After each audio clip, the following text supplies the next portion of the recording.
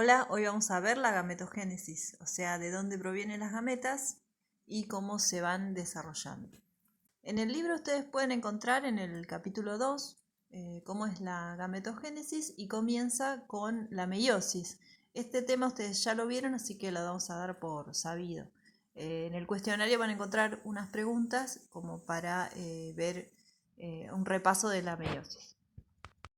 Muy temprano en el desarrollo ocurre una primer división que es en plasma o células germinales primordiales que van a resultar en las gametas del individuo y células somáticas que van a resultar en todas las células corporales del organismo que se está formando. Esas células somáticas están destinadas a la muerte con la muerte del individuo, o sea, tienen un programa genético que va a concluir con la muerte de las células.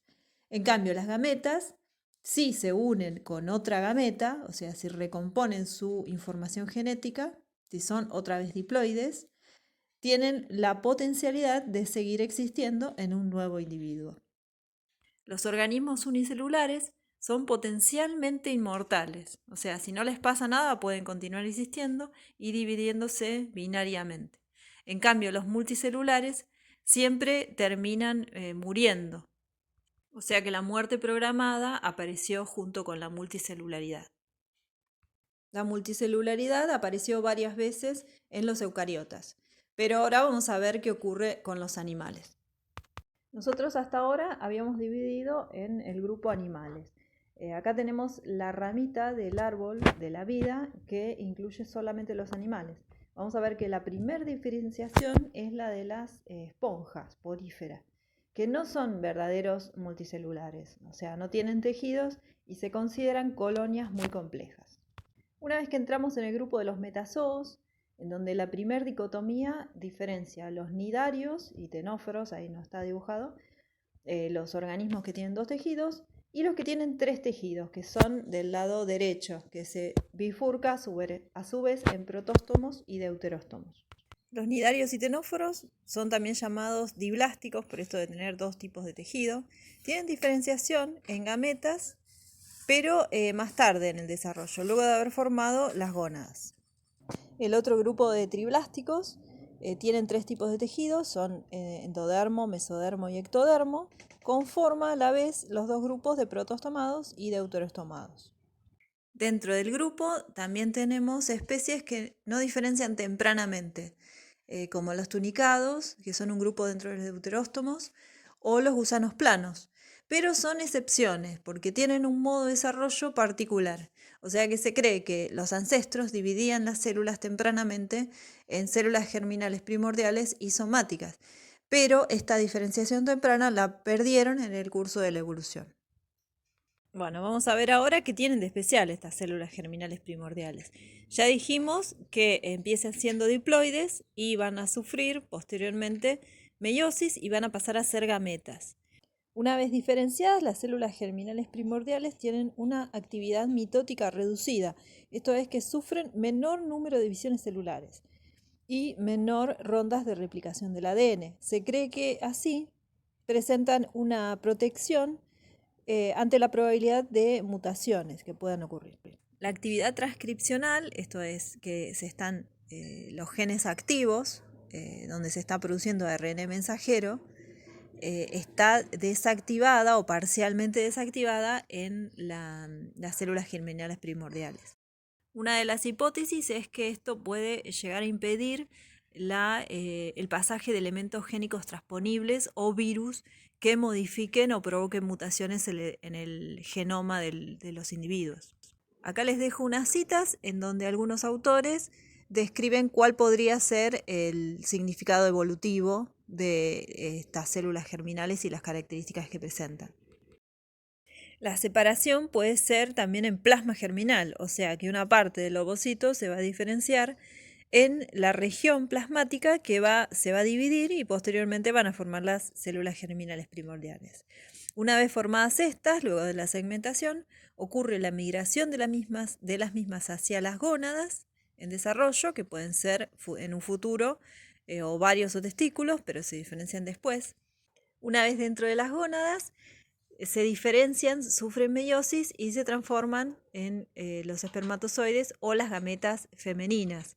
Y el control de la misma producción de las gametas es mediante las hormonas, o sea, los órganos endocrinos, que son los testículos y los ovarios, y controladas por la hipófisis y el hipocampo. A grandes rasgos podemos ver que la meiosis es diferente en la formación de ovocitos y de espermatozoides. Tenemos que en los ovocitos, en este caso dibujado del lado izquierdo, se produce un solo ovocito o óvulo y se descartan 3 cuerpos polares. En el caso de los espermatozoides, luego de la meiosis ocurre la formación de 4 espermatozoides. Vamos a ver un ejemplo particular de nematodes en donde hay diferenciación a partir del plasma germinal. O sea que tenemos un ovocito, ahí en A podemos ver cómo se está segmentando y en condiciones naturales una de las regiones que es más densa del plasma va a formar las células madres de las germinales primordiales que van a dar lugar a las gametas. Un experimento que hizo Boveri en 1910 fue tomar un ovocito de Paraskeris, un nematode, y centrifugarlo. Y esto hizo que cambiara la posición del plasma que iba a formar las células germinales, o el plasma germinal, digamos. Y lo que resultó luego de la formación es obtener varias células madre y una mórula deforme, ¿no? Pero lo que comprobó es que se encuentra una parte más densa que diferencia el plasma germinal. En la mosquita drosófila hay una diferenciación muy temprana ya en el huevo, ya en la posición en que se encuentra en el huevo. Los huevitos son largos y tiene un polo que presenta mayor cantidad de mitocondrias, fibrillas y gránulos polares, también ARN mensajero, etc. Y esta va a ser la zona de plasma germinal, en donde una vez ocurrida la fecundación y segmentación se van a diferenciar las futuras gametas como células germinales primordiales, y ahí en el dibujito se observan que son un poco más grandes y claritas. En una experiencia que realizaron Honges y colaboradores, han demostrado que de la formación de este plasma polar depende de la genética de la madre. O sea que en la formación del ovocito ya se ubica el lugar donde va a ocurrir el plasma germinal. Si la madre presenta una mutación que no separa estas células en el ovocito, lo que va a ocurrir es tener hijos, va a poder tener hijos, pero esos hijos van a ser estériles. En esta imagen tenemos un esquema y 2 fotografías electrónicas de lo que es el embrión en estado de gástrula de Drosophila. Acá vemos que las células germinales primordiales se separaron en 2 bandas y entran por diapedesis, o sea, por desplazamiento protoplasmático, hacia las gónadas de la mosca. En el caso de la rana Xenopus, tenemos que el plasma germinal se localiza en la parte que se llama polo vegetal del ovocito. Cuando ocurre la segmentación, ese plasma se va diferenciando y se transforma en células germinales primordiales que emigran desde el intestino hasta las crestas genitales, que es el lugar en donde se van a desarrollar las gónadas, en el mesodermo. En el caso de las aves y los reptiles se forma una semiluna germinal. En esta foto es de gallina, que se observa que es más oscura porque los núcleos están más densos, más condensados por esta característica del plasma inerte que habíamos explicado anteriormente. Y una vez diferenciadas, luego migran por los vasos sanguíneos en formación hacia el lugar que habíamos citado antes, o sea, la cresta genital, que luego ahí van a formarse las gónadas. Y en el caso de los mamíferos vamos a ver que es similar, se observan también diferentes, más densos los núcleos, y en vez de migrar por los vasos sanguíneos van a migrar por la línea primitiva, por el medio del embrión, y luego hacia las crestas genitales y luego las gónadas. Esto es en ratón. Después vamos a ver en humanos más específicamente cómo ocurre esta formación y cómo se diferencian estas gónadas primordiales en ovarios o testículos. Vamos a ver en este cuadro una diferenciación entre oogénesis y espermatogénesis, en el caso particular de los mamíferos. En la oogénesis, la meiosis comienza en una etapa muy temprana dentro del útero materno y algunas gametas comienzan a diferenciarse y duran un periodo de meses o años, dependiendo de la especie. Por ejemplo, en la especie humana empieza aproximadamente a los 5 meses de edad y los gametos se encuentran retenidos en profase 1 de la meiosis 1 y reinician la meiosis a partir de la pubertad, en donde mes a mes se comienzan a madurar los gametos. Y de ahí hasta el último gameto, que puede ser a los 50 y pico de años, en donde comienza la menopausia en la especie humana. Y solo termina la meiosis, o sea, solo sería un óvulo haploide luego de la fecundación. Si la fecundación no ocurre, el ovocito se pierde sin haber terminado la meiosis, o sea, sin haber eliminado el último cuerpo ovular. En el caso de la espermatogénesis es diferente porque recién comienza en la pubertad, en donde se diferencian los túbulos seminíferos, y se producen 4 gametas a partir de la espermatogonia. En la especie humana lleva aproximadamente 2 semanas la producción de 2 millones de espermatozoides haploides. Bueno, sigamos con detalles de la ovogénesis. Acá tenemos un ovario humano y el lugar donde se encuentra. Y tenemos que la salida de las gametas es hacia afuera de la gónada. O sea que las gametas se van desarrollando, se van formando la ampolla y una vez que está desarrollada con un pico de hormona, sale al exterior y esto se llama ovulación. Sin embargo, no es un óvulo. Este nombre quedó por tradición médica, pero es un ovocito, no está en estado haploide todavía. En la especie humana, las hembras tenemos a los 5 meses de existencia, o sea, de la vida intrauterina, 7 millones de ovocitos. En el momento del parto, quedan entre 600.000 a 800.000 y van muriendo de a poco hasta que en la pubertad quedan 40.000. Y los que realmente se ovulan en todo lo largo de la vida fértil femenina es 500. Y cada mes se van utilizando entre 15 y 20 y llegan a desarrollarse 1 o 2 por mes. Antes de la pubertad se produce un inhibidor de la maduración de los ovocitos, así que quedan en la profase de la meiosis 1 estancados hasta la pubertad. Acá en esta nueva imagen podemos apreciar con mayor detalle que hay un epitelio germinativo que es en donde se alojan las células germinales primordiales dentro de la gónada. Varias de ellas empiezan a madurar conforme empieza el nuevo ciclo. Se forman los folículos primarios, el folículo primario empieza a desarrollar las células foliculares alrededor del ovocito y se forma un antro, esto es como una ampolla en donde aloja líquido. Solo uno o unos pocos pueden llegar a desarrollarse, los otros degeneran, se forman folículos atrésicos. Cuando es bastante grande, se denomina folículo de Graf y en ese momento es donde ocurre la ovulación y las células foliculares se desarrollan en cuerpo lúteo o cuerpo amarillo, que es la parte del ovario en donde genera progesterona.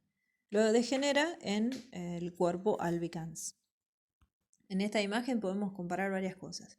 Arriba de todo vemos el estado del ovario, después vemos la temperatura corporal, después vemos las hormonas, que lo vamos a resumir así. Antes de la ovulación, que está en el medio, suben las hormonas estrogénicas, ¿sí? Y ese pico fue en respuesta de las hormonas hipofisarias.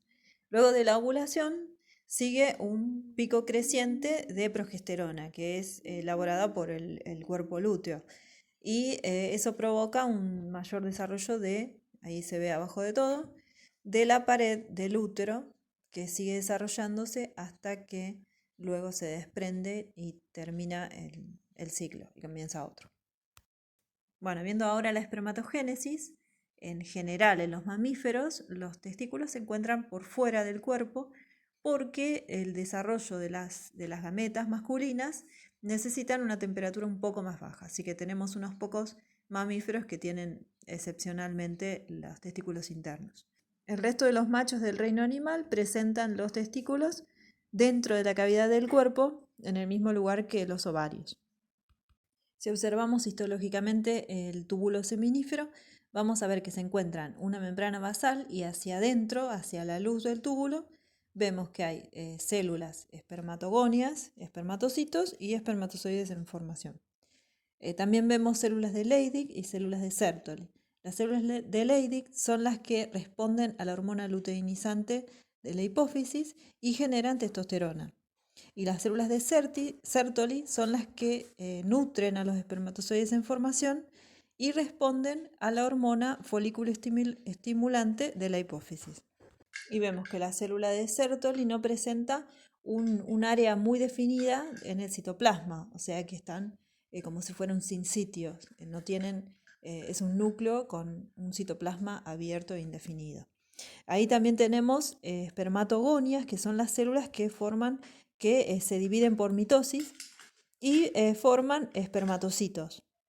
Recién reiteradas mitosis que regeneran las espermatogonias que siempre quedan, que son las células madres de los futuros espermatozoides, generan los espermatocitos primarios que tienen la meiosis 1, la meiosis 2, espermatocitos secundarios, y después forman las espermátidas. Las espermátidas son los espermatozoides en formación porque no tienen las características propias de los espermatozoides.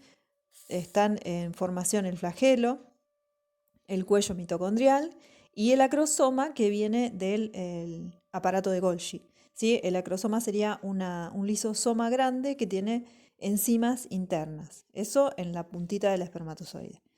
Y también, una vez que se termina de formar el flagelo y el cuello formado por numerosas mitocondrias, pasa a desprenderse del citoplasma sobrante. Y también ocurre en el núcleo que hay una condensación en donde se cambian las histonas de todo el genoma por unas más livianas, o sea, más densas. Está muy condensado la información genética del espermatozoide. El flagelo presenta una estructura típica de todos los eucariotas, o sea, tienen las mismas partes, los mismos túbulos internos. Bueno, damos por terminada la gametogénesis.